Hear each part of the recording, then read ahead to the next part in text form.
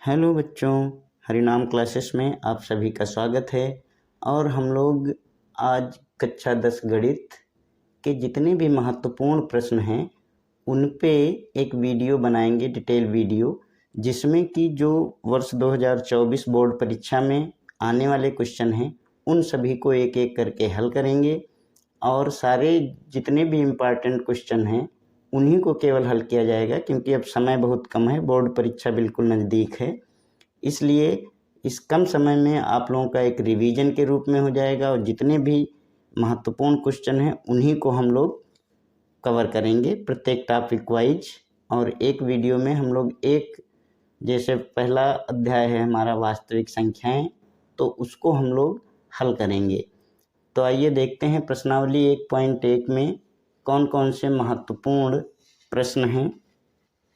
देखिए, ये जो हमारी प्रश्नावली 1 है इसमें ये जो पहला क्वेश्चन है ये बहुत ही इम्पॉर्टेंट है और इसमें से एक नंबर का कोई भी अभाज्य गुणनखंड आ सकता है, तो इसको हम लोग देखेंगे। इसके बाद जो इसमें है वो है सवाल नंबर 3। ये 3 भी इम्पॉर्टेंट है। अभाज्य गुणनखंड विधि द्वारा निम्नलिखित पूर्णांकों के HCF और LCM ज्ञात कीजिए। फिर क्वेश्चन नंबर 4 है, इसके बाद क्वेश्चन नंबर 6 है और क्वेश्चन नंबर 7 है।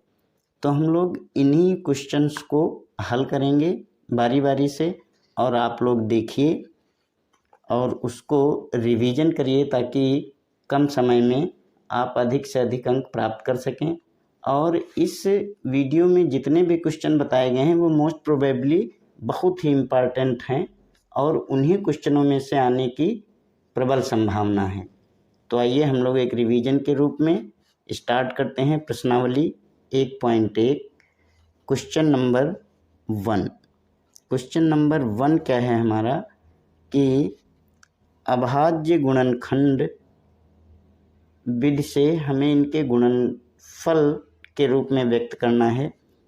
तो आप लोग जानते होंगे कि अभाज्य गुणनखंड ये तो कक्षा 8 से पढ़ते आप लोग आ रहे हैं, इससे भी पहले ये है। तो देखिए एक बार हम लोग रिवीजन करते हैं। इसमें सबसे पहला जो आपका दिया हुआ है वो है 140। अब अभाज्य गुणनखंड करने के लिए हम सबसे पहले सबसे छोटी संख्या से किसी भी संख्या को भाग देते हैं, डिवाइड करते हैं। तो सबसे छोटी यानी कि 2 से देखते हैं ये कट रहा है कि नहीं। जिन संख्याओं के अंत में 0, 2, 4, 6, 8 ये अंक आते हैं वे सभी 2 से कट जाते हैं। ये आप लोगों को शायद मालूम भी होगा। तो 2 सती 14, 0 लग गया। फिर 2 से काटेंगे, 2 तिहाई 6, 2 पंचे 10। अब ये 35 संख्या जो है ये 2 से नहीं कटेगी। फिर हम देखते हैं कि ये क्या 3 से कटेगी, तो 3 से भी नहीं कट रही है। 3 से विभाज्यता क्या होती है, 3 से वे संख्याएं कटती हैं यदि कोई भी संख्या है उन संख्याओं को हम जोड़ लें और उनका योगफल जो आए वो 3 से यदि कट जाए तो वो संख्या 3 से कट जाती है। तो 3 से भी नहीं कट रही है ये। फिर हम देखेंगे कि ये 5 से कट जाएगी, 5 सते 35 और फिर ये 7 एकम 7। तो अब इसके जो अभाज्य गुणनखंड हुए उनको हम लिख देंगे। अभाज्य गुणनखंड बराबर क्या आ जाएगा, 2 गुणा 2 गुणा 5 गुणा 7। तो यही हमारा आंसर हो जाएगा। इसी तरीके से अगला पार्ट है 156, आप लोग कर लेंगे। 3825 ये भी कोई कठिन नहीं है। फिर हम इसका लास्ट खंड देखते हैं, 5वां, थोड़ा सा वो अलग है, अलग नहीं है, थोड़ा सा बड़ी संख्या है, 7429। तो इसके जब हम गुणनखंड करेंगे तो देखिए ये संख्या इसके अंत में 9 है, इसका मतलब ये 2 से तो कटने वाली है नहीं। तो हम देखेंगे क्या 3 से कटेगी। तो 3 से काटने के लिए क्या है कि इसके गुणनखंड जो अंक दिए हुए हैं उनको जोड़ेंगे। 7 4 11, 2 13, 13 और 9 22। तो 22 भी 3 से नहीं कट रहा है, इसलिए फिर हम आगे देखेंगे 5 से भी नहीं कटेगी। 5 से विभाज्यता क्या है कि जिस संख्याओं के अंत में 0 और 5 आता है वही संख्याएं 5 से कटती हैं। फिर ये 7 से देखते हैं, 7 से भी नहीं कटती है। ये संख्या आगे जाके इसी तरीके से 17 से कटती है। तो आप लोगों को देखना है क्रमशः करके कि किससे कटेगी। जब कोई संख्या 2 से ना कटे तो 3 से देखिए, फिर 5 से देखिए, फिर 7 से देखिए, और फिर 7 से भी नहीं कट रही है तो फिर वो 8, 9, 10 से नहीं कटेगी। फिर हम 11 से देखेंगे, 11 से भी नहीं कटेगी तो हम 13 से देखेंगे, और 13 के बाद फिर हम सीधे 17 से देखेंगे तो 17 से हमारी ये संख्या कट जाएगी। 17 चक्कू 68, और तो ये 17 तियाँ 51, 8 नहीं 17 तियाँ 51, और कितना बचा 11, तो 17 सत्ती 119। अब ये संख्या इसके बाद 17 से भी नहीं कटेगी तो हम देखते हैं ये किससे कटती है। ये कटेगी 19 से। तो 19 दूना 38 और 5 43, तो 19 तियाँ 57। इसके बाद अब 23 है, ये एक अभाज्य संख्या है तो ये 23 से ही कटेगी। 23 एकम 23, तो इसके जो अभाज्य गुणनखंड होंगे वो 7429 बराबर 17 गुणे 19 गुणे 23, और यही हमारा आंसर हो जाएगा। तो इस तरीके से हम इन संख्याओं को अभाज्य संख्याओं के गुणनखंड के रूप में लिख सकते हैं। इसके बाद हमारा सवाल नंबर 3 आता है। देखिए ज़रा क्या कह रहा है, पढ़ के देखते हैं कि अभाज्य गुणनखंड विधि द्वारा निम्नलिखित पूर्णांकों के HCF और LCM ज्ञात कीजिए। तो सबसे पहला है 12, 15 और 21। तो ये 1, 2 करके हम लोग देख लेते हैं। तो जो क्वेश्चन नंबर 3 है, इसका जो पहला पार्ट है वो है 12, 15 और 17। तो हम लोग इनको इस तरीके से लिख देंगे। 12, 15 और 21 है, 17 नहीं है। 12, 15, 21। तो अब हम 12 के अभाज्य गुणनखंड करेंगे। 2 छंग 12, 2 तिहाई 6 और 3 एकम 3। इसके बाद 15, 15 3 से कटेगा, 3 पचे 15 और 5 एकम 5। इसी तरीके से 21 3 से कटेगा, 3 सते 21 और फिर 7 एकम 7। अब हम इनके अभाज्य गुणनखंड को लिख लेंगे। 12 के अभाज्य गुणनखंड हैं 2 गुणा 2 गुणा 3। इसी तरीके से 15 के अभाज्य गुणनखंड हैं, चूँकि 3 इसमें भी है इसमें, इसलिए हम इसको 5 गुणे 3 इस तरीके से भी लिख सकते हैं। 21 बराबर क्या है 7 गुणा 3।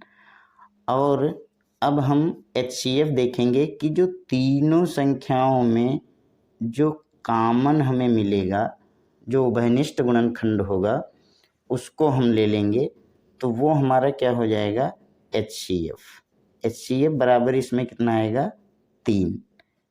इसके बाद जब हम LCM की बात करेंगे तो LCM यदि हमने HCF निकाल लिया है तो LCM के लिए तो सबसे पहले HCF जो है वही लिख लेंगे।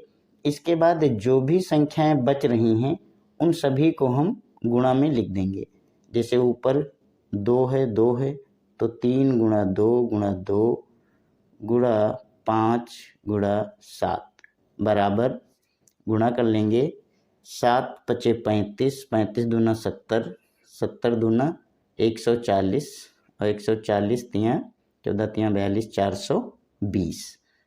तो LCM हमारा आ गया इसमें 420 और HCF आ गया 3। तो अभाज्य गुणनखंड के द्वारा हम HCF और LCM इस तरीके से ज्ञात कर सकते हैं। तो संभवतः आप लोगों को समझ में आ गया होगा। इसके बाद हम अगला सवाल देखेंगे। अगला सवाल हमारा क्या है, सवाल नंबर 4, उसको देख लेते हैं। क्वेश्चन नंबर 4 है HCF 306 657 बराबर 9। दिया हुआ है। LCM 306 657 ज्ञात कीजिए। तो इस सवाल में HCF ये दो संख्याएं दी हैं, एक संख्या है 306 और दूसरी संख्या है 657। इन दोनों संख्याओं का जो HCF है वो 9 है और LCM हमें इन्हीं दोनों का ज्ञात करना है। तो आइए देखते हैं कैसे करेंगे। Question number 4। क्वेश्चन नंबर 4 में संख्या दे रखी है। पहली संख्या जो दी है वो है 306। दूसरी संख्या जो दे रखी है वो है 657। इसके बाद HCF दे रखा है, HCF बराबर 9 है और LCM हमें ज्ञात करना है। तो एक सूत्र होता है, आप लोग नोट कर लीजिएगा, याद भी कर लीजिएगा, शायद याद भी होगा। HCF into LCM is equal to पहली संख्या इंटू दूसरी संख्या। तो अब HCF हमें ज्ञात है 9 है into LCM is equal to पहली संख्या हमारी 306 है और दूसरी संख्या है 657। अब इसके बाद LCM इज इक्वल टू क्या हो जाएगा, LCM जो है वो 9 इधर गुणा में है तो कहाँ चला जाएगा, बटे में। ये संख्या है, बटे में 9 आ गया और 9 से हम किसी को भी काट सकते हैं क्योंकि ये हमारा HCF है। तो हम 306 को काट लेते हैं, 9 3 27 और 3 9 चौक 36। तो LCM जो हमारा है वो 34 गुणे 657। ये हम इसकी गुणा कर लेंगे 34 और 157 की। तो जब 34 और 157 की हम गुणा करेंगे तो हमारा आंसर आएगा 22,338। यह आप लोग गुणा करके देख लीजिएगा, यही आंसर आएगा। तो ये हमारा हो गया क्वेश्चन नंबर 4। अब हम आगे देखते हैं क्वेश्चन नंबर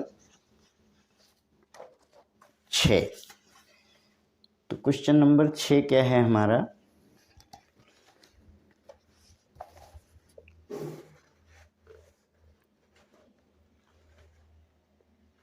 क्वेश्चन नंबर 6 जो है वो है कि व्याख्या कीजिए कि 7 गुणे 11 गुणे 13 प्लस 13 और 7 गुणे 6 गुणे 5 गुणे 4 गुणे 3 गुणे 1 गुणा 1 प्लस 5 भाज्य संख्याएं क्यों हैं।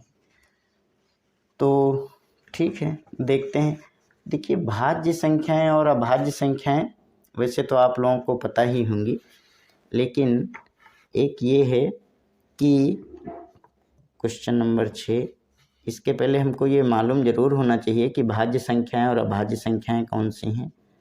तो देखिए, भाज्य संख्या क्या है, भाज्य संख्या वे संख्याएं होती हैं जिनके 2 से अधिक गुणनखंड निकलते हैं, अर्थात वे संख्याएं जो कि स्वयं तथा एक के अतिरिक्त किसी दूसरी संख्या से भी कट जाती हैं, किसी दूसरी संख्या से भी विभाजित हो जाएं। तो ये तो हैं हमारी भाज्य संख्याएं। इसी तरीके से अभाज्य संख्या क्या है, अभाज्य संख्याएं वे हैं जो स्वयं और एक के अतिरिक्त और किसी से भी ना कटें, यानी इनके जो गुणनखंड होते हैं अभाज्य गुणनखंड, वे स्वयं होते हैं और एक होता है। जैसे आप देख लीजिए, कोई भी अभाज्य संख्या ले लीजिए, जैसे 17 है तो 17 किसी से भी कटेगी नहीं, तो 17 से हम करेंगे तो 17 के गुणनखंड क्या आएंगे, गुणनखंड अगर इसका देखेंगे तो बराबर क्या आएगा 17 इंटू 1। तो 17 गुणा 1 है, तो इसका मतलब है ये स्वयं से और 1 से कट रही है, इसके केवल 2 ही अभाज्य गुणनखंड हैं। तो यदि हम इस सवाल को हल करते हैं तो हमारे सवाल के आंसर में 2 से अधिक गुणनखंड आने चाहिए। तो हम देखते हैं पहली जो संख्या दे रखी है वो क्या है। पहली जो संख्या है वो है 7 गुणे 11 गुणे 13 प्लस 13। अब हम कैसे इसको निकालेंगे। देखिए ये एक पद हो गया और ये दूसरा पद हो गया, तो दोनों में कॉमन क्या है, कुछ कॉमन मिल रहा है, 13 कॉमन मिल रहा है, इसको ले लेंगे। यहाँ पर क्या बचा 7 गुणे 11 और प्लस यहाँ से पूरा 13 ले लिया है कॉमन, तो यहाँ पे बचा 1। अब 13 11 37 77 प्लस 1, तो 13 और ये आ गया 78। तो इसके गुणनखंड क्या हो गए 13 और ब्रैकेट खोलेंगे यानी कि 78, और 1 तो सभी का गुणनखंड होता ही है, तो इसको हम लोग लिख लेते हैं। तो ये इसके गुणनखंड आ गए। अब हम नीचे लिख देंगे, चूँकि यहाँ 2 से अधिक गुणनखंड हैं, अतः यह संख्या भाज्य संख्या है, भाज्य संख्या है। और यही पूछ रहा है कि क्यों, तो हमने इसको निकाल लिया। अभी हम लोग देखते हैं दूसरा जो खंड है इसका। दूसरे खंड में क्या कह रहा है, कौन कौन सी संख्याएं हैं। तो देखिए दूसरे खंड में है हमारी 7 गुणा 6 गुणा 5 गुणा 4 गुणा 3 गुणा 2 गुणा 1 और प्लस 5। तो यहाँ भी वही कंडीशन है, देख लेते हैं। इन दोनों पदों में देखिए जितने भी गुणा में अंक होंगे, चाहे जितने भी हों, वे सभी एक पद होते हैं, और जब प्लस और माइनस लग जाता है तो फिर वो दूसरा पद शुरू हो जाता है। तो ये 2 पद हैं, तो इनमें जो कॉमन मिलेगा हमें वो क्या मिलेगा 5 कॉमन मिलेगा, क्योंकि 5 इधर भी है और यहाँ भी है। तो बाकी जो बचा है उसको हम गुणा में लिख देंगे, 7 गुणा 6 गुणा 4 गुणा 3 गुणा 2 गुणा 1 और प्लस यहाँ पे 1, इतना आ गया। अब बिल्कुल उसी तरीके से करेंगे, इसको सबको गुणा कर लेंगे। तो 7 छंग 42 गुणा 4 तिहाई 12 दूनी 24 एकम 24 और प्लस 1। अब हम 24 और 42 की गुणा करेंगे। तो जब 24 और 42 की गुणा करेंगे तो आप लोग गुणा करके देख लीजिएगा, ये आएगा 1008, क्योंकि 24 दूना 48 के 8 हासिल आए 4, 24 चक्कू 96 और 4 100 प्लस 1 हो गया, बराबर 5 और ये हो गया 1009। तो यहाँ पर भी क्या है 5 गुणे 1009 गुणा 1। तो यही जो हमने पिछले सवाल में लिखा था वही यहाँ भी लिख देंगे, चूँकि यहाँ 2 से अधिक गुणनखंड हैं, अतः यह संख्या भाज्य संख्या है, भाज्य संख्या है।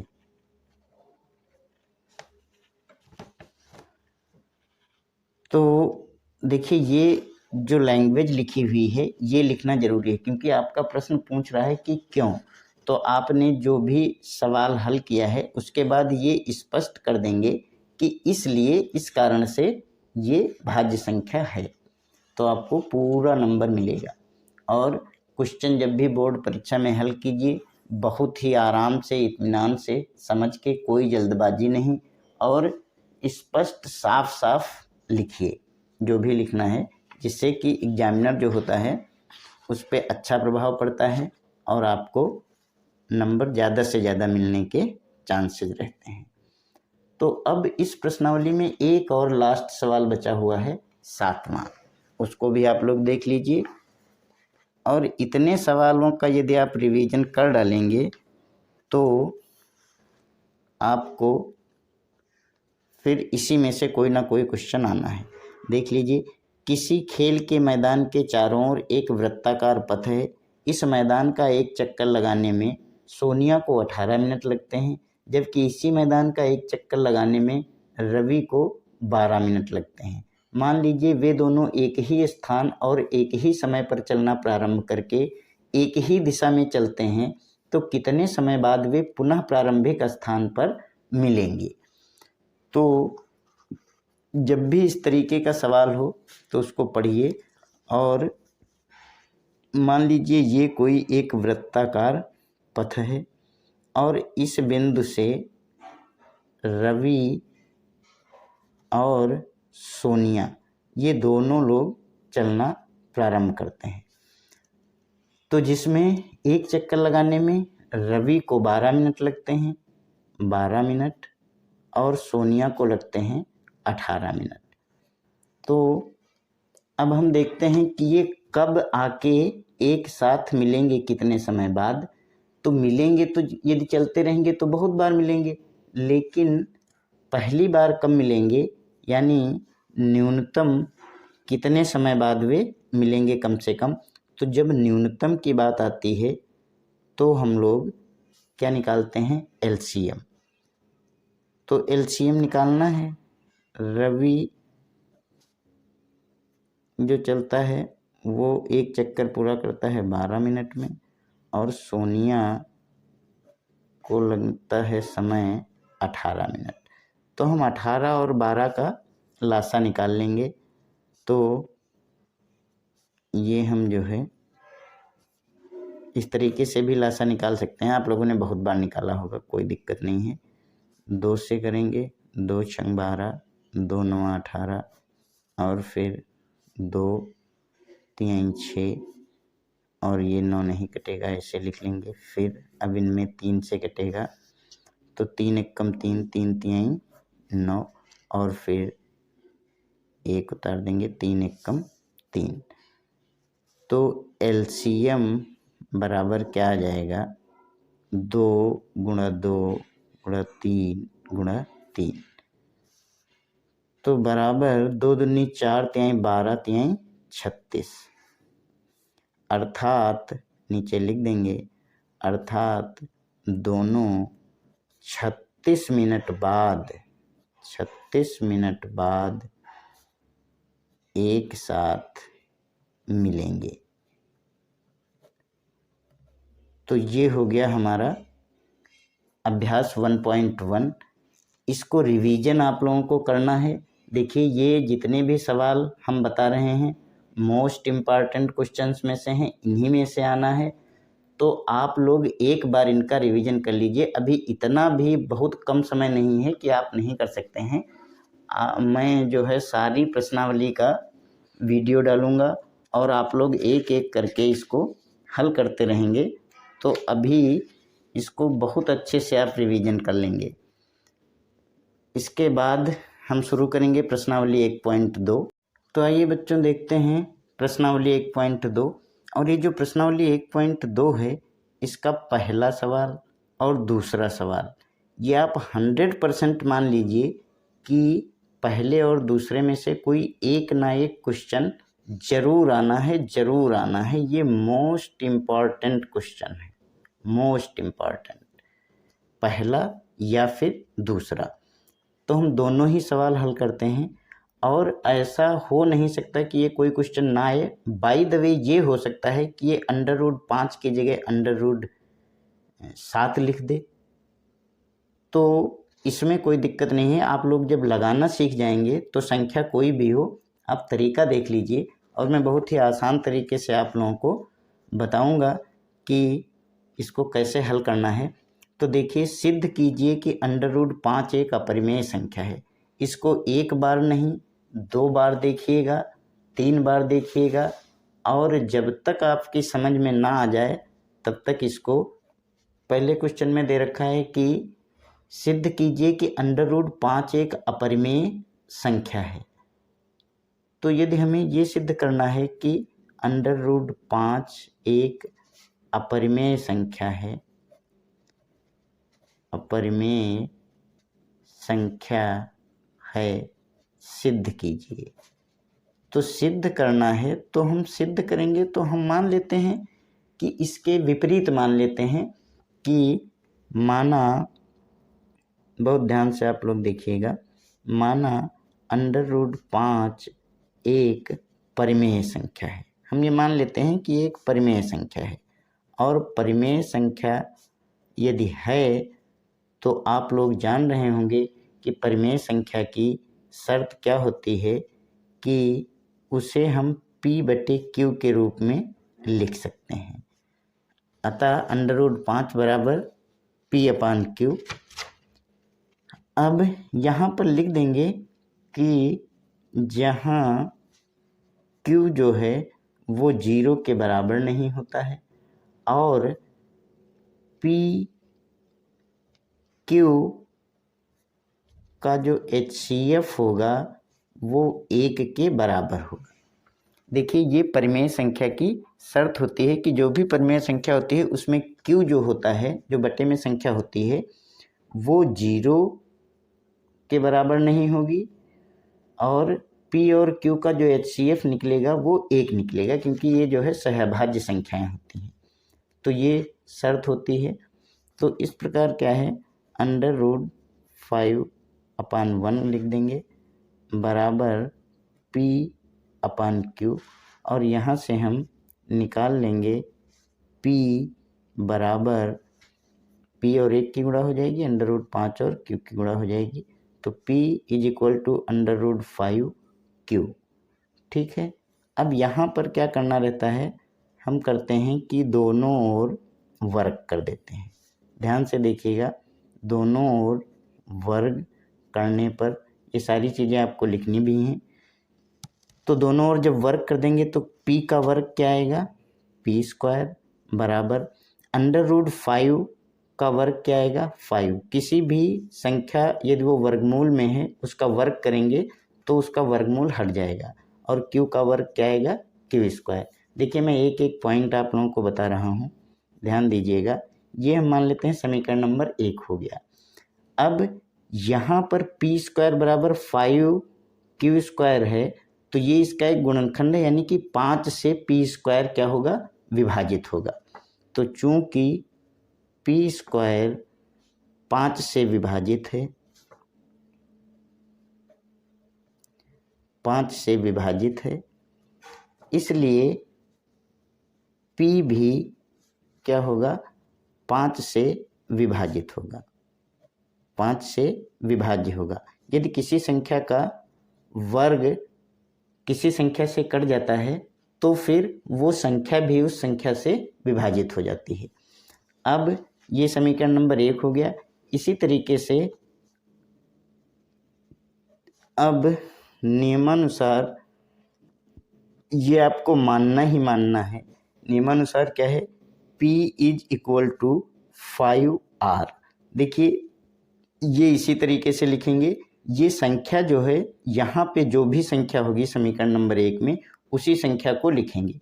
यदि आपको √7 का मान निकालना है तो ये 5 नहीं लिखा जाएगा, तो लिखा जाएगा P = 7R। ठीक है। अब इसमें भी जो है दोनों ओर वर्ग करने पर, दोनों तरफ वर्ग करने पर, ध्यान से देखिएगा, बिल्कुल भी कठिन नहीं है, 1-2 बार ट्राई करिएगा, आ जाएगा। स्टेप वाइज स्टेप आप देखते रहिए। दोनों तरफ वर्ग करेंगे तो ये भी आ जाएगा, P² = 5 का वर्ग करेंगे 25 आ जाएगा, और R का स्क्वायर। अब ये आ गया, इसको हम मान लेते हैं समीकरण नंबर 2 है। अब P² जो है, P² का मान जो भी आया है वो समीकरण नंबर 1 में रखने पर, अब समीकरण नंबर एक हमारा क्या है, P square is equal to 5q², यानी कि इसको ऐसे भी लिख सकते हैं कि 5q² is equal to P square. अब 5q² 25r² है, p² बराबर 25r² है, वही यहाँ पर लिख देंगे 25r²। इसके बाद में q² बराबर 25/5 r², 5 से 25 कट जाएगा, 25 यानी q² बराबर 5r²। अब जैसा कि समीकरण नंबर 1 आया था उसी तरीके से ये हमको प्राप्त हो गया एक। अब यहाँ पर हम क्या लिखेंगे कि जैसे कि पहले लिखा था, कोई नई चीज़ नहीं, चूँकि q² 5 से विभाजित है इसलिए q भी 5 से विभाजित होगा। जब किसी का वर्ग विभाजित होता है तो वो संख्या भी विभाजित हो जाती है, 5 से विभाजित होगा। अब समझ लीजिए कि सवाल आपका हल हो गया। अब हम लिख देंगे चूँकि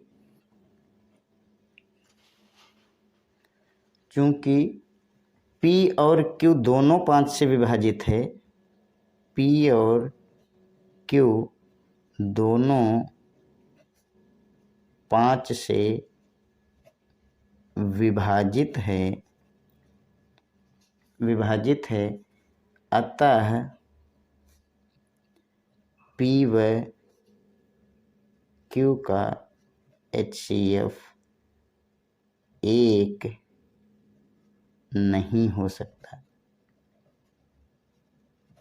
क्यों नहीं हो सकता? क्योंकि देखिए जो संख्याएं भाज्य होती हैं उनका HCF 1 नहीं होता, जो अभाज्य होती हैं उन्हीं का होता है। अब यहाँ पर क्या आ गया कि आपका P भी विभाजित है 5 से और Q भी विभाजित है 5 से, इसलिए P और Q का HCF 1 नहीं हो सकता। और हमने माना क्या है? हमने माना है कि √5 एक परिमेय संख्या है और जिसमें P और Q का HCF 1 होगा। हम लोगों ने शुरुआत में ही इसे लिखा था।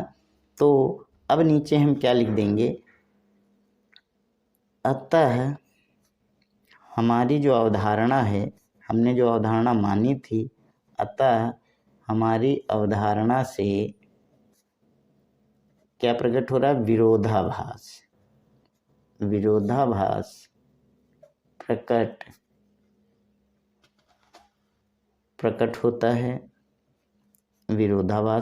होता है, अर्थात √5 जो हमने माना था कि √5 एक परिमेय संख्या है, तो परिमेय संख्या न हो करके √5 एक अपरिमेय संख्या है।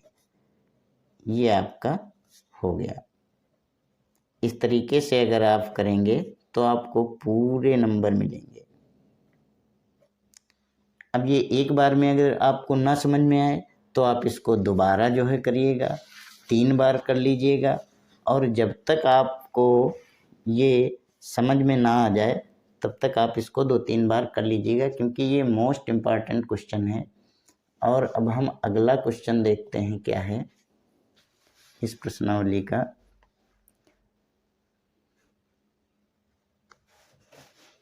दूसरा क्या है? सिद्ध कीजिए कि 3 + 2 √5 एक अपरिमेय संख्या है।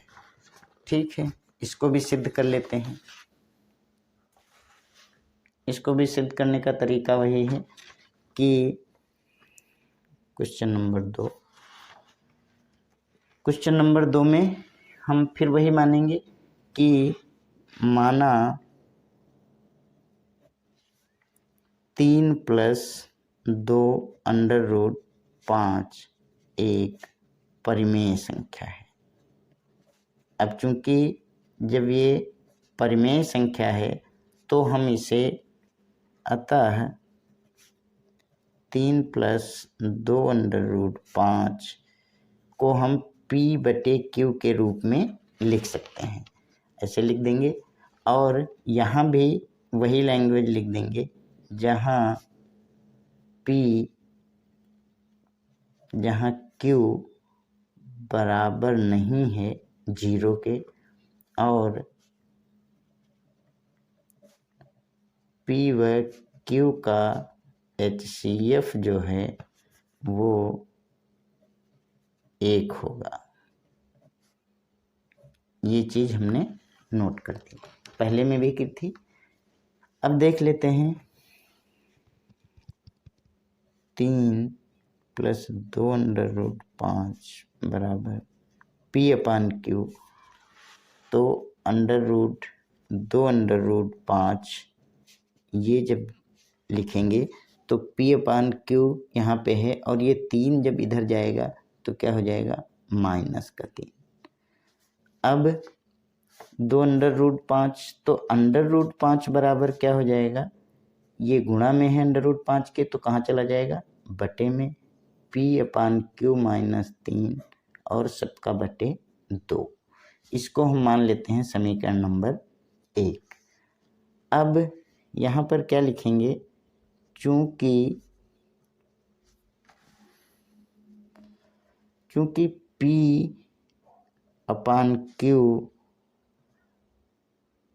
-3 और सबके बटे 2 एक परिमेय संख्या है।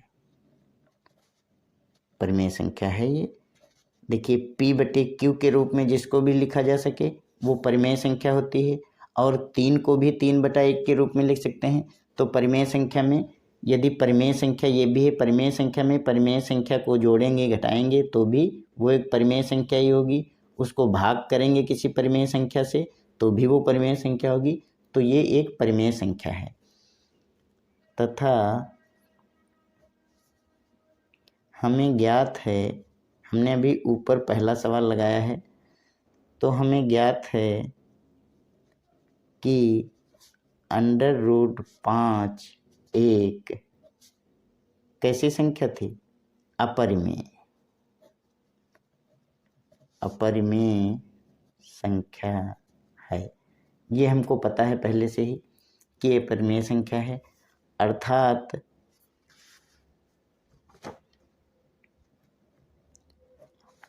जो √5 है वो कभी भी बराबर नहीं हो सकती है P/Q -3/2 के। अब जब ऐसा है तो हमने तो यही माना था कि ये जो है √5 एक परिमेय संख्या। देखिए परिमेय संख्या के बराबर कभी भी कोई अपरिमेय संख्या हो नहीं सकती। तो अतः हमारी जो अवधारणा थी कि 3 + 2√5 एक परिमेय संख्या है, वो क्या हो गई, उसमें विरोधाभास है। बस विरोधाभास है। अतः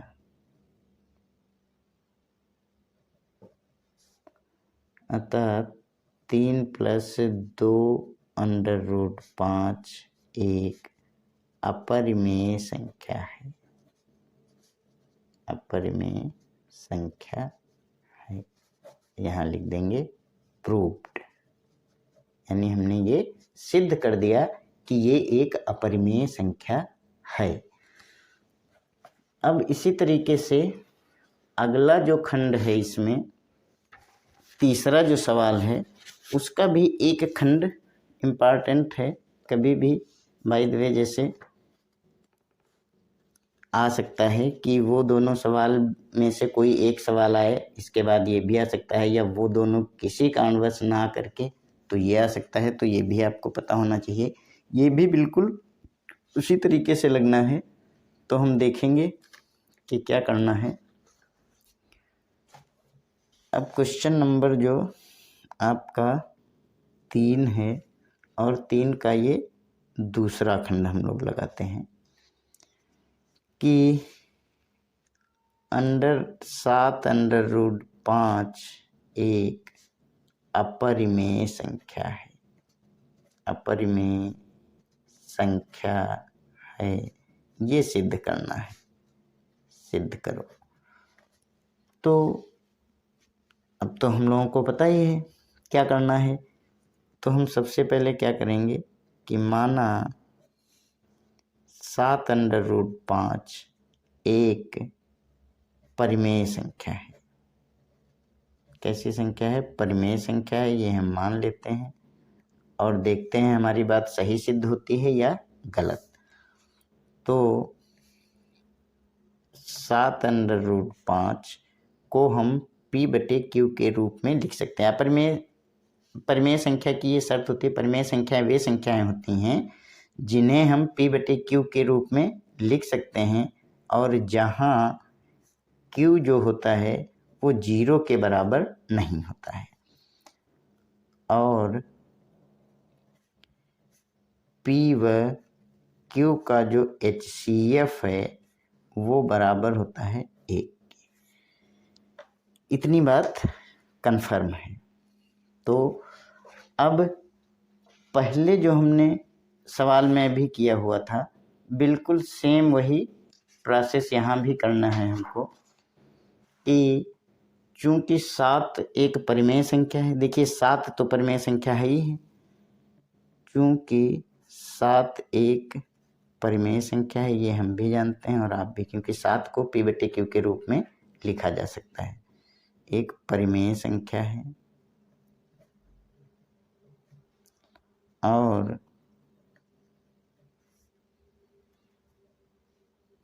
7√5 बराबर P/Q से √5 बराबर P/7 यहाँ गुणा में आ जाएगा, क्यों गुणा 7, तो ये गुणा में है, इधर बटा में चला जाएगा। तो इसके बाद क्या आ जाएगा कि √5 बराबर P/7Q, ये हो गया आपका समीकरण नंबर 1। अब क्या है कि लिख देंगे, चूंकि हम जानते हैं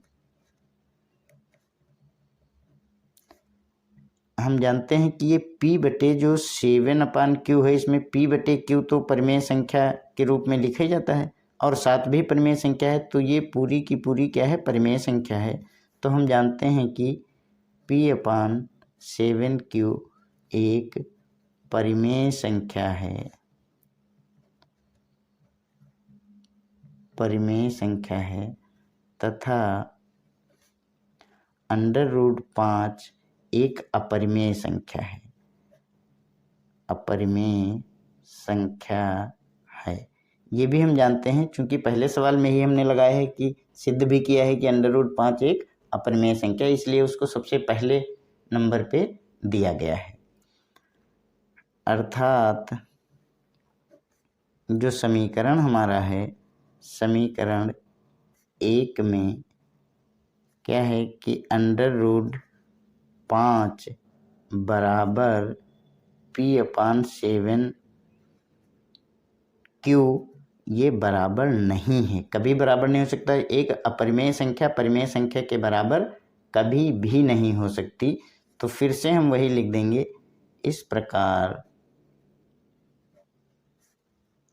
हमारी जो अवधारणा थी, इस प्रकार हमारी अवधारणा वो सही नहीं है। हर बार हमारी अवधारणा गलत हो जा रही है, सही नहीं है। अतः 7√5 यही तो संख्या थी, 7√5 एक परिमेय संख्या नहीं है, अर्थात 7√5 अपरिमेय संख्या है, अपरिमेय संख्या है। और यहाँ पे लिख देंगे प्रूव्ड, ये हमने सिद्ध भी कर दिया कि ये एक अपरिमेय संख्या है। तो देखिए जितने भी इस प्रश्नावली के इम्पॉर्टेंट क्वेश्चन थे वो सभी हम लोगों ने हल कर लिए हैं। और इनका रिवीजन हम लोग कर रहे हैं, क्योंकि पहले हम लोगों ने पढ़ रखा है। अगर नहीं भी पढ़ा है तो मैं इतना डिटेल्ड आपको बता दे रहा हूँ कि आप इसको भूलेंगे नहीं। और अगर एक बार आप इसको घर पे कर लेंगे तो आपको ये बिल्कुल कंफर्म हो जाएगा। और ये जो ज़्यादा मोस्ट इम्पॉर्टेंट सवाल हैं इनको तो आप 2-2 बार करके कर ही लीजिएगा। और मैं अगले वीडियो में आपको जो बहुपद है, पॉलिनॉमियल है, उसकी एक्सरसाइज करवाऊँगा और उसके भी सारे क्वेश्चन, जितने भी इम्पॉर्टेंट क्वेश्चन हैं वो सभी हम लोग हल करेंगे इसी तरीके से। तो धन्यवाद। प्लीज़ लाइक और सब्सक्राइब भी कर दीजिएगा। हमारा चैनल एकदम नया है, तो आप लोगों का सहयोग रहेगा तो हमारा चैनल आगे बढ़ेगा। तो प्लीज़ आप लोग इसे लाइक और सब्सक्राइब ज़रूर करिएगा। इसमें आप लोगों का कोई भी नुकसान नहीं है। थैंक यू, धन्यवाद।